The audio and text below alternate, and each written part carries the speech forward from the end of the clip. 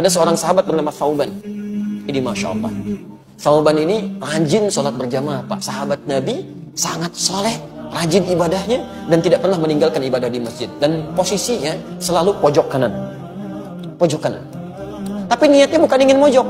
Niatnya bagaimana saya bisa khusyuk ibadah dan tidak mengganggu orang. Karena biasanya posisi di pojok itu pada umumnya tidak banyak singgungan dengan orang lain. Tidak banyak singgungan dengan orang lain. Maka Masya Allah, maka ketika datang ibadah, ramai masjid dan sebagainya, sampai satu ketika, saya persingkat, dalam salat subuh, beliau tidak datang. Ditunggu oleh Nabi. Sampai Nabi bertanya begini, kemana Thauban? Radhiyallahu ta'ala anhu. Kemana Thauban? Tidak ada yang tahu. Sampai ketahuan oleh Nabi itu. Jadi satu orang nggak datang aja, oleh Nabi ketahuan, di sebulan kemana nih? Nggak ada gitu. Tapi sahabat mengatakan, kami tidak tahu ya Rasulullah. Kan? Apa yang terjadi? Ditunggu oleh Nabi. Saking seringnya sholat berjamaah, Nabi tidak ingin orang ini ketinggalan. Ditunggu sampai agak kemudian melewat, waktunya mulai berlanjut, diputuskanlah untuk dilakukan sholat. Ya, karena dikhawatirkan habis waktu subuhnya.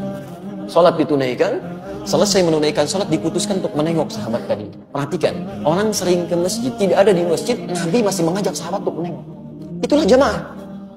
Anda tahu ketika menengok itu, ditelusuri jalan ke rumahnya, itu ternyata jarak yang ditempuh 3 jam.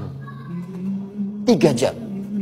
Nah, yang paling ingin saya sampaikan ketika ditengok, istrinya kemudian mulai keluar mengatakan, Tufiya zawji. Aina Thauban? Kemana Thauban? Kata Rasulullah SAW.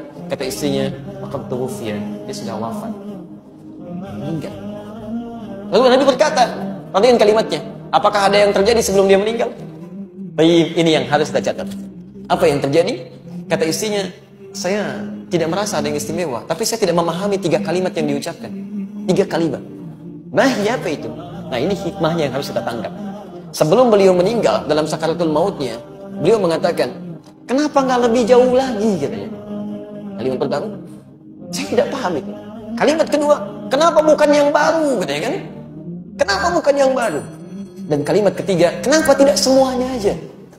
Tapi Rasulullah SAW tersenyum, lantas menyampaikan, turun berita dari langit menyampaikan, teman-teman sekalian, ketika Thauban mengatakan kenapa tidak lebih jauh lagi, kita mesti pahami, sebelum seseorang meninggal dunia dalam sakaratul mautnya, itu akan ditampakkan keadaan amalnya.